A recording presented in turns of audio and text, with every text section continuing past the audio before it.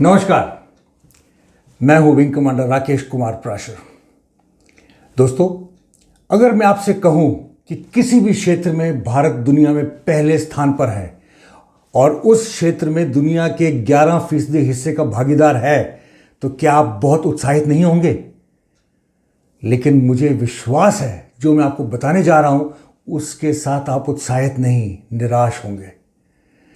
WHO की 2019 की global report on road safety के अनुसार भारत 199 देशों में सड़क दुर्घटनाओं के कारण होने वाली मौतों की संख्या में पहले स्थान पर है। यही नहीं, दुनिया में सड़क से संबंधित मौतों में भारत की हिस्सेदारी 11% से अधिक है। Shocking, isn't it? भारत की सड़कें दुनिया की सबसे खतरनाक सड़कों में से हैं। भारतीय सड़कों पर हर 4 मिनट में एक मौत दर्ज होती है। Don't believe me?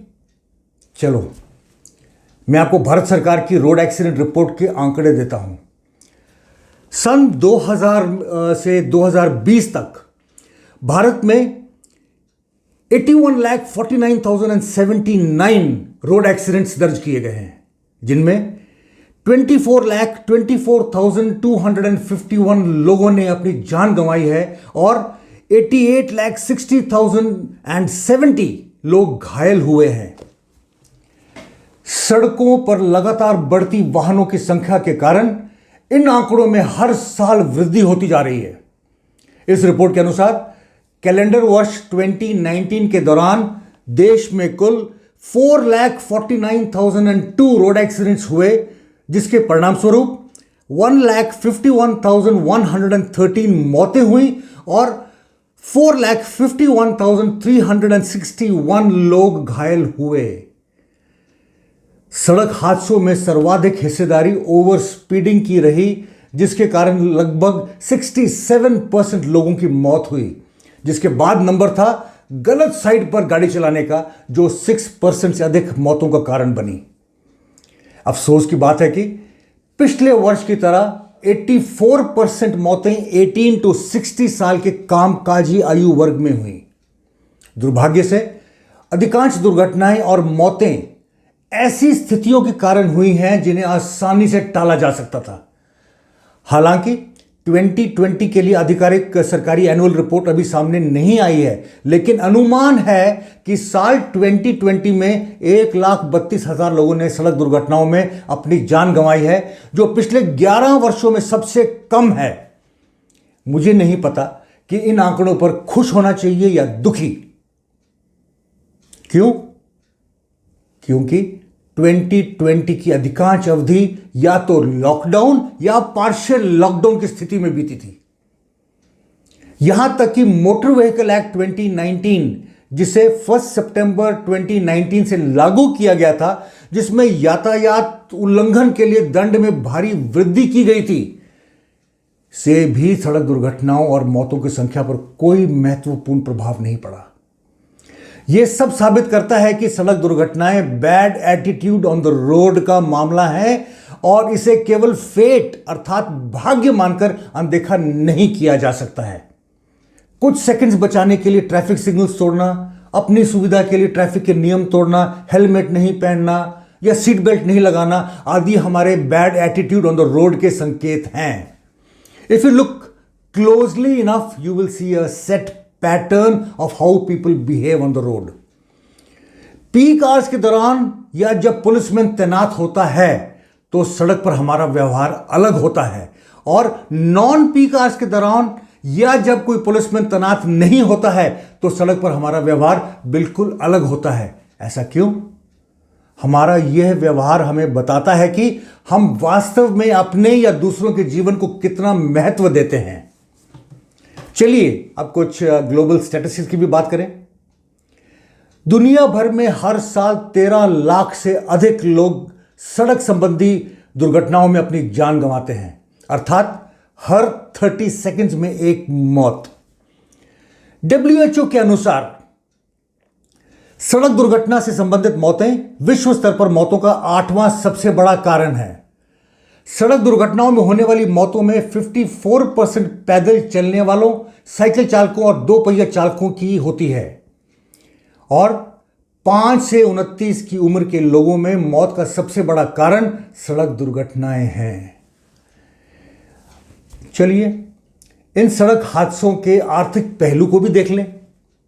सड़क दुर्घटनाएं न केवल दुर्घटना के शिकार के दुख और पीड़ा का कारण बनती हैं, बल्कि पीड़ितों, उनके परिवारजन, संगठन, समाज और राष्ट्र को भी आर्थिक नुकसान पहुंचाती हैं। As per statistics, road accidents account for over 3% of the global GDP. 2018 में भारत द्वारा रिपोर्ट की गई, गौर कीजिए, भारत द्वारा रिपोर्ट की गई सड़क दुर्घटनाओं का estimated socio economic cost 1,47,114 crore रुपए था, जो कि हमारे जीडीपी के 1% से अधिक है। पर यह मत भूलना कि सड़क दुर्घटनाओं के कारण होने वाले आर्थिक नुकसान को कैलकुलेट करते वक्त इनडायरेक्ट कॉस्ट जैसे लॉस ऑफ प्रोडक्टिविटी, जीवन की गुणवत्ता में कमी इत्यादि को शामिल नहीं किया जाता है। इससे भी अधिक दुखद बात यह है कि भारत में जितनी मौतें प्राकृतिक आपदाओं और आतंकवाद के कारण एक दशक में होती हैं, उससे अधिक मौतें भारतीय सड़कों पर एक वर्ष में होती हैं। सड़कों पर कैजुअलिटीज की इतनी बड़ी संख्या रोड डिसिप्लिन और रोड सेफ्टी के दृष्टिकोण में तत्काल बदलाव की आवश्यकता को उजागर करती है। इसलिए आइए हम न केवल रोड सेफ्टी सुनिश्चित करने के अपने सरकारी प्रयासों की बात करें, बल्कि यह सुनिश्चित करने में अपनी भूमिका अर्थात राइड सेफ्टली की भी बात करें। Road safety and ride safely. मैं व्यक्तिगत रूप से मानता हूं कि रोड सेफ्टी केवल पर्सनल सेफ्टी के बारे में ही नहीं है, बल्कि पीपल सेफ्टी के बारे में भी है। यानी कि सड़क का उपयोग करने वाले सभी लोगों की सुरक्षा, चाहे वे ठेला, साइकिल या वाहन चलाने वाला व्यक्ति हो या फिर सड़क का उपयोग करने वाला एक पैदल यात्री। सड़क दुर्घटनाओं पर WHO की रिपोर्ट के अनुसार सड़क दुर्घटनाओं के 3 प्रमुख कारण हैं: ओवर स्पीडिंग, ड्रंकन ड्राइविंग और use of mobiles while driving. गौर कीजिए, ये सभी ह्यूमन एरर से संबंधित है, जो हमारा एटीट्यूड दर्शाता है। इन सिंपल वर्ड्स, अगर हमें सड़कों पर सुरक्षित रहना है तो हमें ड्राइविंग के प्रति सेफ एटीट्यूड विकसित करना होगा। यह अकेले हमारी सड़कों पर होने वाली मौतों और चोटों की संख्या को बहुत कम करने में मदद करेगा।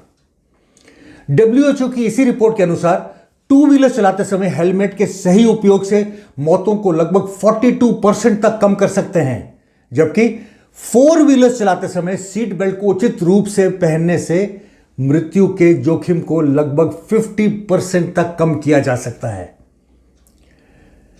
सुरक्षित गति सीमा में ड्राइव करके, 2 पहिया वाहन चलाते समय हेलमेट पहनकर, 4 पहिया वाहन चलाते समय सीट बेल्ट लगाकर, शराब के नशे में वाहन ना चलाकर और वाहन चलाते समय मोबाइल का प्रयोग ना करके हम भारतीय सड़कों पर हर साल हजारों लोगों की जान बचा सकेंगे।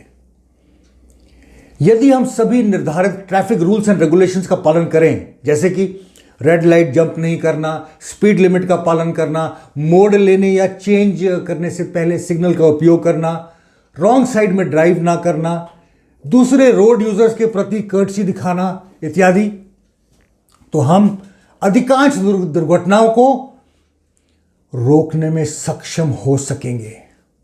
साथ ही साथ यह सुनिश्चित करके कि हमारी गाड़ी पूरी तरह से रोड वर्दी है और सभी lights, indicators, wipers, brakes, tyres पूरी तरह से सर्विसेबल है, हम दुर्घटनाओं की संभावना को बहुत हद तक कम करने में सफल होंगे। बाय द वे, याद रखें कि हमारी हर कोशिश के बावजूद इमरजेंसी सिचुएशन किसी भी समय आ सकती है। इस कारण आपको कुछ इमरजेंसी नंबर्स के बारे में पता होना चाहिए, जिनसे आपको जरूरत पड़ने पर संपर्क करना पड़ सकता है। कृपया इन नंबर्स को जानें और इन्हें अपने मोबाइल पर अपने कॉन्टैक्ट लिस्ट में हमेशा रखें। देश में अधिकांश लोग पुलिस हैरेसमेंट, अस्पतालों में परेशानी और लीगल फॉर्मेलिटीज के डर से सड़क दुर्घटना में घायल हुए लोगों की मदद करने से हिचकिचाते हैं।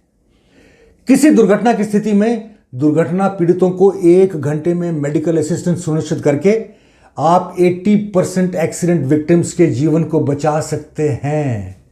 इसी कारण इसे गोल्डन आवर भी कहा जाता है। आपको यह भी बता दूं कि मोटर व्हीकल एक्ट 2019 के गुड समैरिटन क्लॉज के तहत हॉस्पिटल्स, पुलिस या कोर्ट्स आपको परेशान नहीं करेंगे। अंत में मैं ये कहना चाहूंगा कि यदि आप स्वयं कानून का पालन करते हैं तो आधी लड़ाई तो आपने वैसे ही जीत ली है। हाउएवर, हम अन्य सभी रोड यूजर्स से यह अपेक्षा नहीं कर सकते हैं कि वे आपके जैसे कानून का पालन करेंगे। So drive safe at all times but be prepared for the worst always. This will not only keep you safe but also help in making India safe. Bharat सरकार इंडियन रोड्स को सेफ बनाने के लिए बहुत अहम कदम उठा रही है, पर इसमें सबसे प्रमुख भूमिका हमें निभानी है। We have to wake up before it is too late and the time is now. चूंकि छात्रों सहित आम जनता के बीच जागरूकता पैदा करने की तत्काल आवश्यकता है, इसलिए मैं सड़क सुरक्षा पर आगे अपने वीडियोस लेकर आता रहूंगा।